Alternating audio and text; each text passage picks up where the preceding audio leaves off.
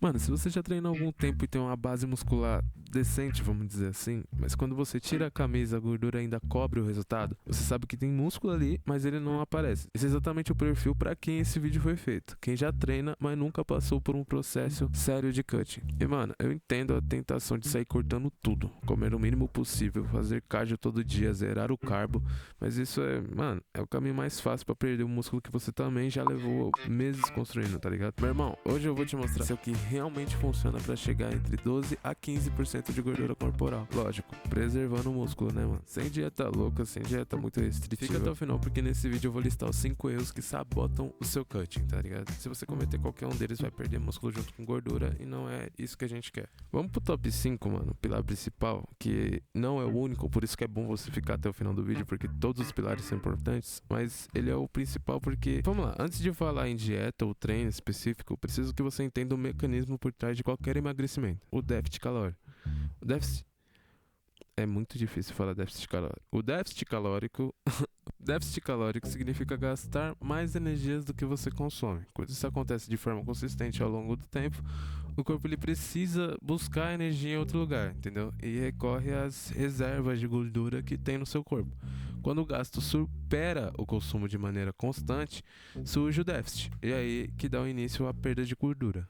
Momento palestrinha. Agora, como você cria esse déficit? É basicamente de dois jeitos: comendo menos, se movendo mais, ou mais inteligente, combinando os dois. Você não precisa passar fome nem fazer cardio 2 horas por dia. Um ajuste moderado nos dois lados já, resolve. Para saber seu déficit calórico, você primeiro precisa conhecer seu gasto calórico diário, ou seja, o total de calorias que você gasta por dia, levando em conta o seu nível de atividade. Tem calculadoras online que te dão uma estimativa razoável com base em peso, altura, idade e frequência de treino. Mas aqui entra o primeiro erro que a maioria das pessoas comete, tá?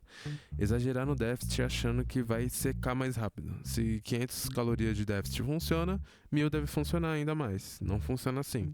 Um déficit muito agressivo pode levar a perda de massa magra, fraqueza, baixa imunidade e desequilíbrio hormonal. O ideal é adotar um déficit moderado e sustentável. Quando o déficit é grande demais, o corpo entra em pânico e desacelera o metabolismo, aumenta os hormônios do estresse e começa a usar o músculo como fonte de energia, exatamente o que você não quer. Dica prática: começa um déficit de 300 a 500 calorias por dia, ritmo ideal para quem já treina e quer preservar o músculo. Por exemplo, seu gasto calórico é de 2.800 calorias no dia. Coma entre 2.300 a 2.500, entendeu? Falando agora do top 4, o pilar que salva o seu músculo. Se o déficit calórico é o motor do cutting, a proteína é o freio que impede você de perder músculo junto com a gordura. Eu não tô exagerando, esse é provavelmente o fator mais subestimado por quem faz cutting pela primeira vez. Você explica porque, do ponto de vista fisiológico, de forma simples, quando você está em restrição calórica, o corpo precisa de energia extra. A primeira fonte que ele usa é o glicogênio, a reserva de carboidrato nos músculos e no fígado. Mas quando isso cai, ele começa a olhar para a gordura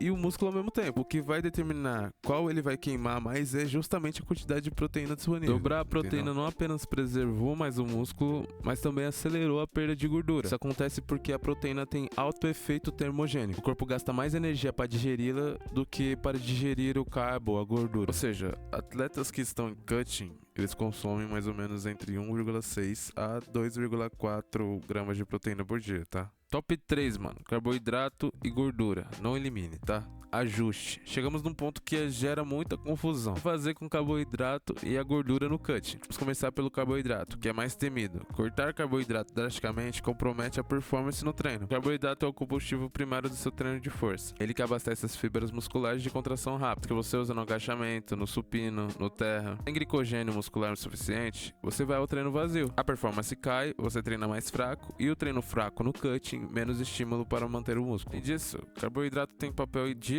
na produção de insulina, o hormônio anabólico que ajuda a transportar aminoácidos para dentro do seu músculo. Ou seja, cortar o carbo no cut também prejudica o uso da proteína que você está consumindo. Recomendação de carbo: o cutting mantenha entre 2 a 4 gramas por quilo de peso corporal. Para exemplo, 80 quilos, isso é 160 a 320 gramas de carbo por dia. Priorize fontes de qualidade e menor índice glicêmico. Arroz integral, batata doce, aveia, fruta, mandioca. Concentre a maior parte do carbo nas refeições pré e pós-treino, quando o corpo mais precisa e melhor utiliza. Agora, as gorduras, outro macronutriente que as pessoas cortam demais por medo. Gordura dietética não vira gordura corporal de forma direta. O que engorda é o excesso excesso calórico total, independente da fonte. A gordura na quantidade certa é essencial para o seu cantinho funcionar bem, porque hormônios como testosterona, estrogênio e cortisol são produzidos a partir do colesterol, e o colesterol vem da gordura alimentar. Quando você corta de gordura demais, a produção hormonal cai, queda de testosterona em homem significa mais dificuldade de preservar músculo e mais acúmulo de gordura. É o oposto do que você quer. Recomendação de gordura: um mínimo de 0,8 a 1 grama por quilo corporal, tá? No dia. Para 80 quilos, por exemplo, isso é em torno de 65 a 80 gramas de gordura diária. Fontes como azeite de oliva,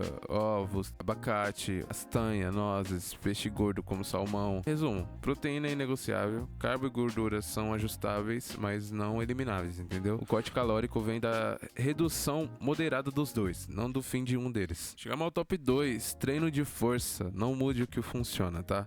Aqui vai uma verdade contra-intuitiva. No cutting, você não precisa mudar drasticamente o treino. Isso assim, quando você está em déficit calórico, o corpo está em modo de economia. Ele vai procurar formas de gastar menos energia, e o músculo é caro para manter. Se você parar de treinar pesado, o corpo entende que aquela massa muscular não é mais necessária e começa a degradá-la. O treino de força é um sinal para o seu corpo dizer assim: não, esse músculo ainda está sendo usado, mantenha ele, entendeu? O erro comum é que muita gente no cutting vai para a academia e começa a fazer séries de 20, 30 repetições com peso leve, achando que vai definir. Isso não define nada, só enfraquece. Definição vem de déficit calórico, não da quantidade de repetições. Dito isso, algumas adaptações fazem sentido no cutting. Volume: se você fazia 20 séries por músculo por semana, pode reduzir para 14 a 16, menos volume total, mas com a mesma intensidade. Corpo em déficit recupera mais devagar, então respeitar isso evita overtraining. Frequência: manter cada músculo sendo estimulado 2 vezes por semana é o ideal. Isso garante o sinal de manutenção muscular sem sobrecarregar a recuperação. A carga: nunca abra mão da carga por causa do cut. Se você agachava com 100 kg, continue agachando próximo disso. Uma pequena queda é normal com o tempo, mas não force uma redução desnecessária. Mesmo prático, mesmo programa, talvez um pouco menos de volume, mesma intensidade, simples assim. Chegamos ao top 2, mano. Famoso, o tão temido cardio, que, mano, até eu temo de fazer cardio às vezes, porque é difícil. Mas o cardio no cut é uma ferramenta para aumentar o gasto calórico semanal, mas a escolha do tipo de cardio importa, tá? Vamos comparar as duas principais opções. Zona 2, cardio moderado. Dura mais, usa gordura como combustível direto, preserva melhor a massa muscular e tem menor impacto na recuperação. Cardio HIIT, que é o treino intervalado de alta intensidade, a ideia é simples: você alterna períodos de esforço máximo com períodos de descanso ou esforço leve. Por exemplo, 30 segundos de corrida no limite e 1 minuto caminhando. Repete isso por 15 a 20 minutos. Parece pouco, mas é intenso. O que torna o HIIT interessante é chamado efeito afterburn. Basicamente, depois de uma sessão de HIIT, seu corpo continua queimando mais calorias por horas, entendeu? Mesmo em repouso, que precisa se recuperar do esforço. Exemplos práticos de HIIT: tiro de corrida na esteira, barca ergométrica, intervalos, burpees em séries cronometradas ou corrida em escada. Qualquer exercício que te leve ao limite por um curto período e depois te dê uma pausa, serve, tá? O ponto de atenção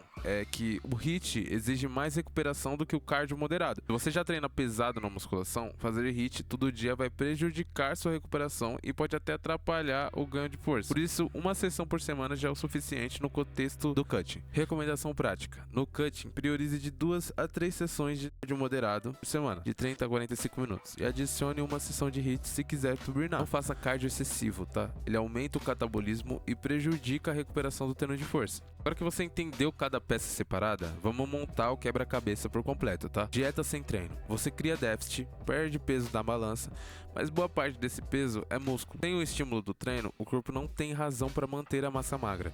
Resultado: você chega seco, mais mole, sem definição. O treino sem dieta, você até queima algumas calorias a mais, mas sem um déficit calórico, o balanço energético não fecha. Você pode ganhar condicionalmente e até remodelar levemente o corpo, mas a camada de gordura não vai embora de forma significativa. Combinação dos dois: o déficit calórico garante que o corpo use a gordura como combustível e o treino de força garante que o músculo seja preservado e até desenvolvido em alguns casos, especialmente em iniciantes. O cardio amplia o gasto calórico sem precisar cortar mais comida. Na prática, como fica uma semana de cutting bem estruturada: 3 a 4 dias de musculação com cargas progressivas, 2 a 3 sessões de cardio moderado, uma sessão de HIIT opcional, déficit de 300 a 500 calorias todos os dias, proteína entre 2 a 2,4 gramas por quilo corporal em todas as refeições. Não precisa ser perfeito todo dia, o que importa é a consistência ao longo das semanas, entendeu? Cutting eficiente dura em média de 8 a 16 semanas, sem pressa, sem neurose. É loucura. Isso aqui eu não mencionei no vídeo, mas já mata todo aquele sonho de ter um corpo perfeito por muito tempo. Mano, depois de 2 a 16 semanas de déficit, o corpo começa a lutar contra você. Metabolismo desacelerado, hormônios alterados, performance caindo. Considere uma semana de manutenção calórica, sabe? A cada 6 a 8 semanas de cut. Isso reseta parcialmente o metabolismo e te permite continuar com mais eficiência, entendeu? Mano, então é isso. Agora você tem um mapa completo para chegar entre 12 a 15% de gordura sem sacrificar o músculo que você construiu. Se o conteúdo fez sentido pra você, deixa o like, compartilha com alguém que tá tentando secar do jeito errado. Comenta aqui embaixo qual foi o maior aprendizado de hoje. Até o próximo vídeo e é nóis, gente.